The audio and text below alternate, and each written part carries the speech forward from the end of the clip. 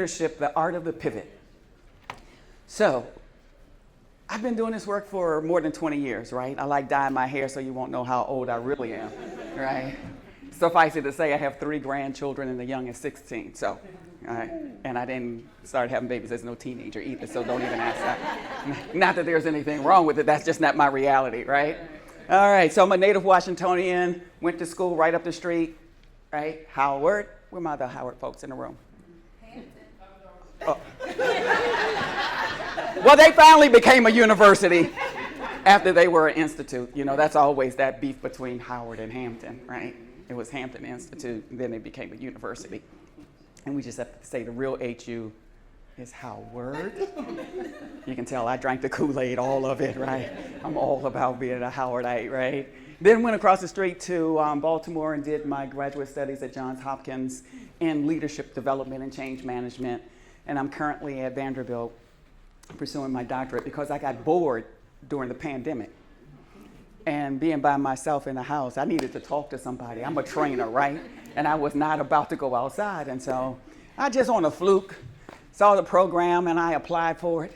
And then they called me and said, you got in. And I'm like, oh snap, how am I gonna pay for this, right? So I'm 3 years in, so I graduate next year. Good Lord willing, and the creek don't rise. And if it does, I'm gonna figure out a way, right? I'm telling you. So I've been doing this stuff, love it, because I believe my call is to support people to discover their inherent excellence, right? And so we all have it, and sometimes other folks gotta call it out of you. And that's what it is that I do with leaders primarily within the context of organizations throughout the world, right? And so being DC based, my largest client populations, of course, are the feds, but I also do work in private sector as well. So my bio is somewhere, so that's enough about me. So when you think about pivot, what happened? Did you move my mic, young man? Yeah, because I'm about to ask them some questions and they're going to step to the mic. They didn't know it, but that's what's happening, right? Soon come, right, to the mic. They didn't turn it on? All right, well, I guess you won't be stepping to the mic. So when you think about pivoting, what comes to mind?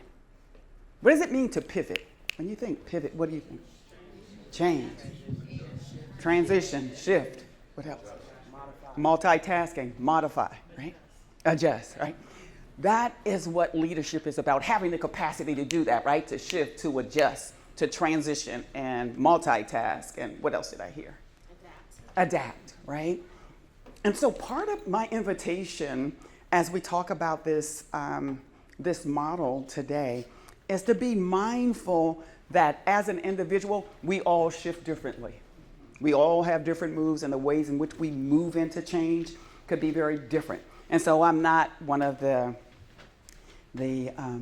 thinkers, if you will, that there's only one way, right? You see books on 3 steps to leadership this way and 5 steps that, no, right? You may not even take a step. You may take a quantum leap. And so this notion of there being one way, I don't subscribe to that, okay? And so let's talk a little bit about what it means to pivot. I like to frame most of my conversations by looking at the work of Daniel Goleman on emotional intelligence. And so I like 2 pieces of that I think we as Black folk need to really get a grip on. And that is self-awareness, understanding your impact. I coach a lot of folks who don't understand their impact. Smart as they can be, can't communicate worth a nickel, but that's just who I am. They don't like it too bad. And that can be a career-limiting move, right? And so this notion of self-awareness then leads you to having a capacity to self-manage, right? So I may be able to talk to you straight up, no chaser, because we're that way, right? She conversely may be offended if I'm straight up, no chaser. So how do I shift? How do I pivot in the ways in which I communicate, right? And so understanding and noting, I need to pay attention to my impact. Number 1, self-awareness. How many of you would say that you're pretty self-aware? Say it louder. I said I have a coach now, so I'm getting there. Right? Right? Because let me tell you something. Most of us don't have a clue about our impact. Even when we get called into the principal's office We get misunderstood. Used to happen to me all the time when I had a real job, right? Because I was straight, no chaser kind of girl, and then I got penalized and called what? Say it, right? Right? You not a team player. You angry. You keep calling me angry, I'm gonna get pissed off in a minute. I'm not angry. I'm passionate and I'm intense. I am not angry, right? And so this notion of understanding how it is that we show up and how it is we might need to pivot doesn't necessarily mean a big swing. Sometimes it can be just a subtle, right, shift to get a result. Because in leadership, it's about getting results through and by others. Yes and yes? Yes. Right? Yes. It's not about you doing all of the work. It's about what capacity do I have to influence others, right? Even if I don't have authority. Because you don't have to be supervisor, manager, leader in order to get folks to do stuff. That's right. Yes? Yes? But you have to know your power and know how to leverage it to get results. How many of you were getting results before you even became a quote unquote leader or manager? Mm-hmm. And how did you do it? Influence, relationships, yes. Collaboration, what else? How did you get folks to do stuff and you didn't even have the quote unquote title? Right? It's an exchange, right? It's around understanding your currency. So what's your value? Because currency flows, right? And when you have currency and you know what your currency is, you can make a request and get an exchange, right? That's the point of having currency. But a lot of us don't even know what our currency is. What's your currency? What do you bring? Don't look at me like I slipped in the Greek. I'm asking you a question. Yeah. Getting results. Creativity. You have to know what your currency is. So again, it's around being self-aware. When I'm in conversations, how do I show up, right? And then when I'm trying to influence folks, how do I do that, right? Around being self-aware. And this notion of, IT, we're my IT folk.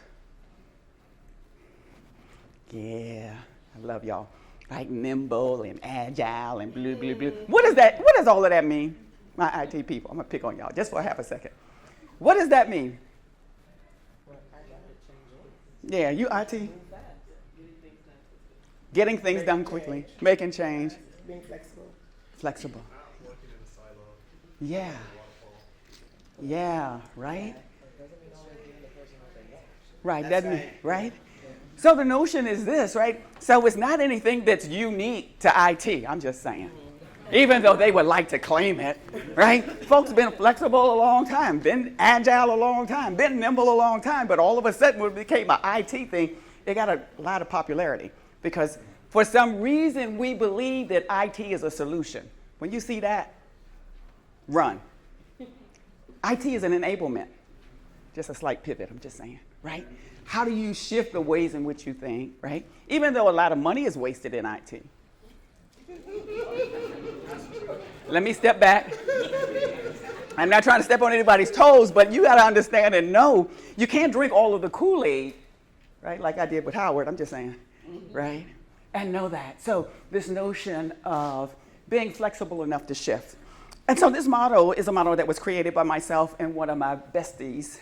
His name is, he just finished his doctorate 2 months ago, Dr. Tony Benet Richard. And so what we looked at was this notion of how we pivot and then what's required, particularly for folks of color, right? And so part of how it is we get results through and by others effectively is, first of all, we got to take care of ourselves. And that's something we don't do so good sometimes, right? And so what we did was we looked at the internal parts of a leader, then the external. So here I am, Leangela D'Alessandro Ingram, right, in this body. And then I step into the role of leadership. And in that capacity, I step into an organizational system to get results. Yes and yes? And so we're multifaceted and multidimensional. And my invitation is, so how do we pivot at each level of who we are? And our offering is that you got to start where? Where do you think you should start? Right, not at the organizational level, which a lot of us tend to do, right? and then inward. Yeah, right? And so that we can live longer, be healthier, and get better results. So let's take a look at the model. All right, so personal leadership and organization. I already told you that. So we're my Caribbean folk. All right, right? If I had time, I'd switch over and play some music, right? Ariman, right? So that we can feel that Caribbean vibe. But so one of the things that Marley talks about is that usually the beginnings can be scary. So as we begin to take on new behaviors and shift and pivot and transition, all of those other adjectives that you all use to describe pivot, it can feel uncomfortable. It can feel like I'm doing something wrong, or it's strange, or I'm not doing it right. Understand and note that's part of the process, right? And so it's the beginning of the process, and as we move into our pivot with a level of clarity, focus, ease, and grace, it becomes better. It gets, becomes more familiar. And understanding and noting that everything else in between is what makes it worth living, right? Doing it, moving into pivots. But again, self-awareness, when is it time to move? How many of you ever stayed in a job too long? No. And how many of you knew before you left it was time to go? But you didn't pivot. Why? Stability, comfort. What? Fear. Yeah, right? And so simply note that we have awareness of things and we don't act. We know that it's time to pivot. And who told you it was time to pivot when you stayed on that job too long? Myself. The voice in your head usually is the first one that speaks to you. And then when you get a bad performance or something like that, or somebody calls you to the principal's office, it just reinforces what the voice in your head had already told you, right? And so as we think about being self-aware and our opportunities to pivot, what did it cost you not to move? For those of you who didn't shift. Time, money, and peace. Yeah, a lot of peace, right? What did you say? Sanity? Yeah. So as we think about our internal compass, right, that thing that causes us to point true north, pay attention, because he or she's going to always lead you to pivot in the direction that you need to go, and you just need to trust it. Yes and yes? Yeah. All right. Not easy now. I am not espousing, hear me now. Leadership and transition and change, all of that stuff is very easy theoretically. Start to doing it. Right? You can read 10 steps to this and you're like, oh, that's so easy. Get emotionally charged and see how easy it is. Right? Doesn't happen that way. Come on. All right, so personal pivots. This is what I would ask you to pay attention to. Man, they got me all wired up. If these things were on the floor, I'd be tripping all over myself. Trying to be nice and dignified and, sophisticated like a Washingtonian ought to be, but I gotta tell you, yeah, but this thing, man, it's like my stuff is dropping out. I gotta keep tugging it in. I gotta pull it tight so it won't fall. All right, so self-care, right? And let me talk to my black men who don't like to go to the doctor. Just saying. All right? There's time to pivot, right? Particularly as we mature. Don't look at me in that tone. Right? So self-direction really speaks to how it is that you get clear about life and purpose. How many of you know what you were called to planet Earth to do? And you're walking in it. What you're called here to do? I'm called to use what I know and share it with others so they can see more than they've ever known is possible. All right. And what do you know that you know that you know? That they think that they need to know it and they already have the answer inside. You just unsurface it, right? Just dig it up for them. Unsurface it. All right, so this notion of self-directions, we got to get clear. Again, this is self-awareness. Am I really clear about my purpose and aligning the things that I do with purpose? Or do I just have a job because it pays me X number of dollars? That's nice too. But at some point, it doesn't work, right? All right, self-discipline. Being intentional about your pivots, right? So you do it with, and if you all don't learn anything other than these 4 words, this is what I want you to know. Clarity, focus, ease, and grace, right? So when you get clear about what it is you need to do, it's easy to pick, right? I get clarity, so let me focus on what it is that I need to get done. And I can extend grace to people who don't understand. Because don't you know, when you get focused on doing what it is that you're called to do, not everybody's going to understand your being. Just saying. So if you think that, as you lead in your leadership journey, everybody's going to fall in line, not so much. So, clarity, focus, ease, and grace. And so you can extend grace to folks who don't understand you. That's not your job. Because guess what? You're not called to everybody. You know that, right? That's right. And so if they don't like you, sounds like they have a problem, not you, right? But sometimes we get stuck on that, right? All right, so I'm intentional about how it is I discipline myself and how I hone my craft. And the fact that you all are here really speaks to that, right? So the voice in your head or somebody whispered in your ear and told you about this conference and you showed up, right? So that's a level of focus and discipline around really honing your craft. Now, the self-knowledge, this pivot is around being okay about knowing what you know and don't try to fake it till you make it. Because sometimes in organizational systems, that can be career suicide, right? Lower level, maybe not so much. But the oxygen gets really thin the higher you go. And my offer to you is do not try to fake it till you make it. Go somewhere and put it in your Google machine, as my grandma would say. Put it in that Google machine, do your research, figure it out, collaborate with other folks until such time you know a little something. You don't have to, right? This whole notion of knowledge, skills, and ability. Putting things in your Google machine will give you a level of knowledge. Does not give you the ability to impart that knowledge to a task. So don't go taking a deep leap just because you put it in your Google machine. No, right? Because it's with that knowledge that once you practice, you increase your ability to do the thing, right? And after you practice, then you're skilled at it. As we're talking about getting to mastery, yes? So don't y'all be out there faking it. And looking for a coach to help you get a new job. All right, so loving on yourself, right? When I was married, I created a man cave for my ex-husband.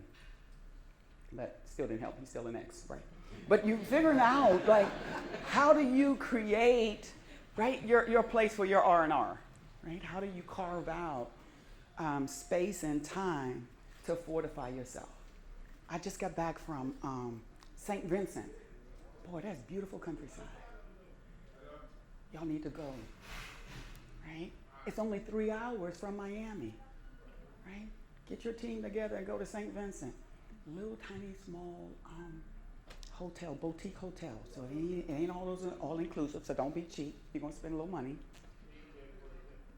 And get you some R&R. Ain't a bunch of people over there. God bless folks with children, but sometimes when you want R&R, you don't want a bunch of them running all over the place, right? So it's high enough that everybody can't afford it, but low enough if you want to take care of yourself, it's a fine place to go. Now, if you don't want R&R, you want a family vacation, then you go to one of them all-inclusive. But if you really want to get some R&R, then that's a good place to go.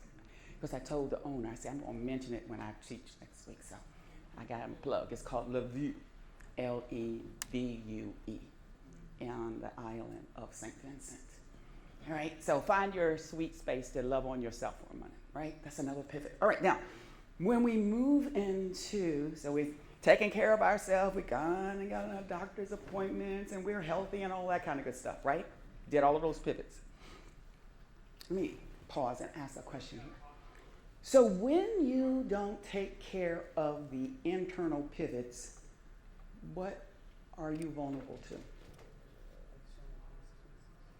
Such as, she said external consequences. Right. Frustration with family. Yeah, right. You all hear? Stress, frustration with job. And so and we can't afford this as black folk, right? We set ourselves up to be vulnerable, to not think clearly, to make really good decisions, right? The other thing that we set ourselves up for when we don't take care of ourselves is that we'll be in moods and attitudes, right? Just mean and nasty and cantankerous, right? And then when somebody says you have an attitude, you're like, no, I don't. What's your problem, right? And so understand how it is that the internal informs the external behaviors, right? And so figuring out how do I take advantage of, I'm not proposing that you make all of these pivots all at one time, but what I am proposing for your consideration is, when do I need to take some time for me so that I can rest and re-energize and refortify myself, so that I can be clear of mind, sharp in my decision capacity, and I'm not angry and irritable because I haven't slept. Yes and yes? Yes. All right, so now let's look at this leadership stuff, some of the focuses or the factors, if you will, for the pivots that I would ask you to consider. Right? Get focused on what results you want to get. And this is what I find, right? I teach leadership around the world. And sometimes we black folk, we anchor down, white knuckle down on the technical aspect of your job. Look up. It ain't in your computer all the time. You understand? So focus on what are your strategies around priorities. And it's not always something that's on your intranet. Because there's also this thing called political savvy. And where does that happen? In the corridors, people, right? Outside, right? And now that we're mostly virtual, I don't know where it happens. Probably on golf courses. I'm just saying. And no happy hours that we don't want to go to. Right? I used to work for Price Waterhouse, and they used to have those happy hours. And I'm like, I don't like y'all. I'm happy every hour, and I don't want to spend another hour with you, right? But this is what I learned, right? With my angry, cantankerous self, right? Is that the opportunities were missed. Because guess what? When we had the staff meeting at 7 o'clock in the morning, did you know decisions were already made? Who's going to be doing what? I mean, you ain't got to go. I'm just saying that there's some opportunities that you might consider this being an opportunity to pivot. Suck it up. Right? Drink it up. Get your sleep and then show up. Right? Or call in the morning, get there midday, you've already rested, so you can go to distance, right? So this notion of focusing on priorities that are strategic, not just a task, right? This pivot speaks to what's my capacity to kind of look out within the context of the organization and get clear about what's mission critical and what's important and focus on that. Because sometimes we're so exhausted by responding to emails, you ain't done jack all day. Responding to emails. And some of them are important now. I'm not saying that, right, that they're not. But I'm saying that this pivot speaks to, like, I need to be aware of what it is that I'm focusing on. Is it mission critical, right? Am I calling myself to another level of expertise and visibility in the organizational system? Make sense? Right? So focus on what's important that gets the results, right? You have to be your own PR person. Where are my marketing folks? Any marketing people in here? All right. So what does it take to market yourself effectively? Confidence, maybe confidence, and then know your stuff, know what you sell. And how do I sell? You transfer your conviction to the other person. Right. You sell the way people want to buy? Yes. All right. Right. So you got to know your stuff and market yourself. I can tell you, when I worked at Howard University for many years, I was young back then. And I thought that hard work was going to get me promoted. Anybody? You just thought that just working hard, into the grindstone, working, and somebody going to see me. They saw you and paid you no attention. Yeah. Right? And so I was in this position, and I don't know what time it is. Somebody keep me on time because I have no idea. I'm just moving. Right?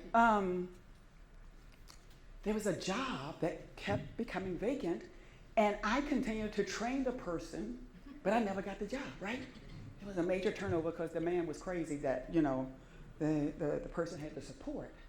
And then one day, the voice in my head said, you should apply for that job. And I said, yeah, not a bad idea. You've been training people to do it. How about you get paid to do it, right? And so I went in there and I asked him for the job, and you know what he said? Leangela, if I'd known you were, because I came with my list of stuff that I'd been doing. If I had known that you were coming prepared, I would have prepared for the meeting. See, some folks know that you're smart, but they don't think you know your value. Just saying, don't look at me in that tone. Right? You got to know your value and market yourself and make an ask to get the money that you are worth. Right? Harvard Business Review has an article for women negotiating salaries. Yeah. Read it. It applies to men too. I just know it as a woman, right? So I'm not slighting, not being biased. All right, so your focus, and then you're gonna, and the observation, what it is that you are observing. So what's happening globally, right? Not just me, my four, no more. Look outside of your division, your department, right? Into the larger context of the organization and what's happening in the community and what's happening globally. So doing what I call a environmental scan. Okay? So you're pivoting to see what in the world is going on so that I might be able to bring to bear some of the best practices. So what's happening? And it's not just what it is that an organization has learned. Have any of you ever moved from one job to another job and found that, oh my God, like all of this has been out here all this time and I was just over here on this little small playground? Yeah, and so really broadening, if you will, your focus. And in so doing, with this pivot around your observation, what is it that you are observing? What's the data that you're taking in? And how might that inform the areas that you need to rethink, reimagine, and then get a resolve about doing something different? Yes? And yes, right? Because if we can't envision it, guess what? You ain't gonna do it, you're gonna stay in the job too long. Or you're not gonna go back to school and get your cert or whatever it is that you need to move to your next level. Yes and yes? Wow. All right, then you commit to it, right? I like to say it this way, like once you imagine something, it's when you can put a stake in the ground and then pull yourself to that goal, right? Because if we're fully committed to something, we're gonna figure out how to make it happen. Nobody does it like black folk. I'm just saying. That's why I love this song. This is how we do it, right? Yeah. So you pivot into ways of reimagining how it is that you can show up, right? The first time I did work globally, I didn't know nothing from nothing. All I knew is it's something that I wanted to do, right? And so I took on work and assignments internationally, working for the Agency for International Development. And boy, did I have some fun. But for the fact that I said yes to that opportunity, sometimes folks of color, we wait to get qualified. And then we get mad when the folks from this tribe show up. Yeah. They ain't qualified, but what did they have different? Courage. Right? Right? So pivot into something that you imagine and get qualified as you go. Do your research, do your diligence, and say yes to the opportunity. Because if you don't, somebody else will, and then you're going to be mad. That don't make no sense. All right, so, and then execute. All righty, so, this is what Maya Angelou says. If you don't like something, change it. And if you can't change it, change your attitude, right? The voice in the head that has you thinking a certain way. Yes? Yeah. So that's the pivot. Right? Because sometimes things are outside of our sphere of control. We cannot change it. Let it go and move on. Easier said than done. especially for those of us who like to hold on to stuff and punish people. we punish it ourselves more than we're punishing anybody else, yes? All right, so that's what Maya says. All right, so then the last piece is the organizational pivot. All right, so you've already taken care of yourself, right? You got your leadership act together. Now you're moving into the organizational system with what it is that you know, and you're figuring out who it is that I need to collaborate with. And not just the folks in your department. You need to have folks on your phone who are in HR, general counsel, budget and finance, outside of your subject matter expertise. Why might that be important to make that pivot? I get it, but in terms of it's selfish, well, it's okay to say selfishly. Yeah. Yeah, selfishly, you're expanding your networks and you have sponsors. Yep. People that are going to advocate for you because you've worked with them. You can see your quality and value. That's right, right? So that folks can advocate for you when you ain't even in the room, right? And it helps with blind spots too, right? 'Cause you don't know everything. Right, you don't know what you don't know. Those relationships you can glean from. Yeah, yeah. So get beyond just your forward no more, right? Particularly if you really want to amass a reputation in the field or in the organization, right? Because leaders, effective leaders, typically have broad-based networks across the organization. They may not have a lot of depth, but they have the breadth of relationships, and so they can call folks and say, who do you know who can do blah, blah, blah, right? And so I would ask you to consider, so where are you building your networks and doing it intentionally? Do you realize that there's more than 1,000 black folks here at this conference? How many phone numbers and emails and stuff have you all connected with so far? How many? Give me a number. 20. I hear 20. I hear 30. Right? I mean, let's start at the lowest level. 5. How many of you at least connected with 5 folks and added them with a QR code or their LinkedIn? Okay. So if you have 5, then you have 900 and some much more to go, right? You know, I don't purport that you like try to connect with everyone, but I am asking you to be strategic. Look at folks' card. Where are you from? 80% of all of the jobs that are obtained are done through word of mouth recommendation. So you don't know who's in this conference that's going to give you your next job, right? As a possibility, right? All right. So part of the fireside chat last night, I forget what the woman's name was, but she talked about like kicking down doors and creating openings for other folks. How many of you are intentional about pivoting to make sure that you are developing others? That it's not just about you. That you are willing, and they don't have to necessarily be at work, right? They could be in your community, they could be in your church, right? How might you create it? Because guess what? If you don't, this notion of legacy around folks in the room looking like this might be short-lived, right? And so where do you seize opportunities to create ways to develop other folks? And then being inclusive, and now this inclusion goes beyond diversity, equity, and inclusion and access with folks with disabilities. It is like when you are at the table, are you inviting people to the table other than your forward no more, right? If it's an HR meeting, am I inviting folks from budget? Because they lend a different perspective, right? And so how do I make sure that as I pivot into broadening the ways in which I think, that I've just developed an ally because I invited that person in to give their perspective, and I'm doing so intentionally, right? And so that's what that inclusion, making sure that you are calling, right? Because systems thinking says this: no one part is greater than the sum of all of its parts, right? And so IT has a piece of the answer, budget has another piece, and so how do you become a systems thinker so that all of the folks, because otherwise it's going to be a fight. You know that, particularly around who gets the money. It's good to have budget people in your meetings because they understand what you're doing and why you're asking for what it is that you're asking for, right? And so that's the other pivot. And then the last one, the last one around sharing power, right? Doesn't always have to be about you. Get your ego in check, right? And let somebody else take the lead, even though you're Madam Dr. So such and much. You got all of that in a bag of chips. What is it going to hurt you to allow somebody else to step in? Right? Your reputation is still going to precede you. Right? Yeah. Right? Good, bad, or indifferent. At State Department, they have this thing called corridor reputation, because folks are talking about you out in the hallway, whether you know it or not. And so how do you manage that narrative and get ahead of the game to really get people to support what it is that you stand for? Right? And then the last one is transparency. Now, this pivot, I would say, as black folk, we got to be careful. You know, we talk about authenticity and being yourself. I would say calculated authenticity and transparency.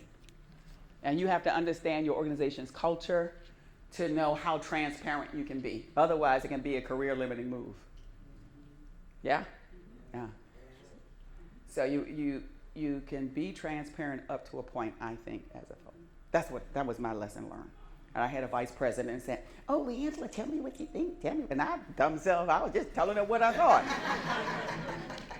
That's not what she wanted. Yeah. What did she want? Yeah. Say it again. She wanted me to co-sign on what she was thinking, and I didn't think it was all of that. And I said, well, you know, since you asked me, these are some of the areas that I think we can improve upon this on. Wrong answer, Leangela, wrong answer. That's not. So don't take the bait. Sometimes it's a setup. How many of you know that? When that folks ask you, it's not really that they really want to know what you think. Yeah, right? And that's a political savvy move. Understand organizational culture to determine to what extent might I pivot into transparency. Maybe in your small team or with one or two other folks, but I say you might make a career-limiting move if you just think you can play full out everywhere all the time. Right? It has to be calculated and very strategic, I believe. Absolutely. Let me get the microphone because it's a great time to move into Q&As. How much time do we have? I don't know what time it is. Oh, okay. So I'm gonna take half of 1 minute. No, you take as long as you need. I'm so No. glad you mentioned that because my company is really big on transparency. But it's interesting because my peers are very transparent, but when it comes to me, I'm very calculated. So I'm so glad you mentioned that. Yeah. But I do think that there is some value in sharing your Yeah, opinion. that's It's right. how you do it. Yep. And so like when you mentioned you have to be strategic, one of the things that I've learned is I start off with, you know, we're doing really well in X, Y, and Z in the organization. And some of the things that I've noticed that you've done in particular, Mr. President, is you've done blah, blah, blah. One of the things that we can enhance on is X, Y, and Z. So I feel like I'm still being authentic to who I am. Right. I'm kind of on the borderline, right? But I'm also helping him to understand like my perspective, Yes. as well as sharing my version of being transparent. That's right. Which is unfortunate for us, but it's one of those situations where we really do have to be strategic. And the thing is, if we don't voice our opinions, then they'll think, okay, so what's the value of having that person? So it's Yeah. really about how do we phrase it That's right. and make sure that we add value in a way that is a win-win for us as That's well right. as for the person we're talking to. Yeah, absolutely. Other thoughts on the model as we begin to wrap up? Yes, ma'am.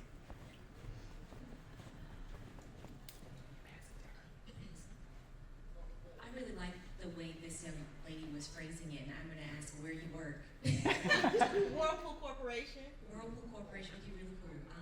So I have noticed also, I'm at ExxonMobil, and I've noticed also this kind of, our culture is changing, but we kind of change at a glacial pace. And so we aspire to more transparency, right? But what I've noticed, at least in my time, is that when you develop the trust Yeah. with the people who have influence, right, then they start to take that transparent, honest feedback more seriously. And they may not ultimately agree with you, Right. but they will respect you for it, Yeah. right? And they will say, I have a manager who is known to be, you know, the kind of like he digs in and he's better get on board or get off my ship, Yeah. right? And when I give him feedback that is contrary to his position, he says, I appreciate the challenge actually. And maybe twice in the last year he has told me, you were right. But it took developing that Yeah. trust with him, right, where he would even consider the opinion. Great point. Great point. Others, comments, questions, thoughts on the need to pivot and how you do it. Yes, ma'am. So I'm old, but I'm young in this, and I will say that I am. So I work for a company as well that is very big on transparency, and I'm going through this leadership training process, right? So you're being groomed. I've been here before, so the things that I'm learning about being introspective, knowing who you are, Yeah. because I've been through this process before, and it's the first time that a company's fast tracking me through that. So there's a little bit of that fear Yeah. that's there that's going to happen again. And one of the things that I'm learning with the transparency, and even my manager and my coach have shared, is be transparent. It's okay to disagree, Yeah. but have an idea on what you can change. That's right. You know, don't just come and say, well, this is horrible, this isn't working. Yep. Bring a solution. Bring an idea, bring Yeah, a few. That's right. And have the conversation as opposed to making a statement. Yeah. And so that's been a huge area of growth and development for me. But I will say that I still do struggle with the, okay, am I just kind of being led down the path? Yeah. And then they're going to put up some of the blockers, like she's still a little aggressive. So I've gone Yeah. through the aggressive, assertive, and now passionate. Yeah. So We got to manage that passion, right, yeah, as women. It's trying to manage that. So that's my question. The art of the pivot for me is that emotion is Yeah. very real. Yeah. And so being able to control and manage that Yeah. in the presence of leadership for the position you're trying to Yeah. get to. Yeah. How do you do that? Yeah. It's not easy, right? It's not. I'm intense. That's why I work for myself. Because that's a pivot that I could only pivot so far into, right? Because I was diagnosed with cancer when I was 38 because I was trying to play small and be in a body that I wasn't designed to be in, right? And so I would simply say that pay attention to what your body is telling you when you are squelching it, right? When you grinding your teeth and you taking deep breaths and all that kind of, look at the chest is tight right now. Yeah, right? Because physiologically, right, we are wired to be and perform in a certain way. And when we go against that, that's why they call it dis-ease, right? We get dis-ease in our bodies because of what it is that we do. We're wired, right? And so for those of us who are passionate, we have to find a place in an organizational system that values and celebrates it versus trying to push it aside. Yeah. I mean, say if we like to operate type A, I just believe that you and I are kindred spirits, type A, right? We operate, right? 6 gears, right? Downshifting. Yeah, right. And so part of what I learned finally was that I can downshift because I still have the power and I can go back up anytime I want. Yeah, right? So we can downshift, be quiet, take it in.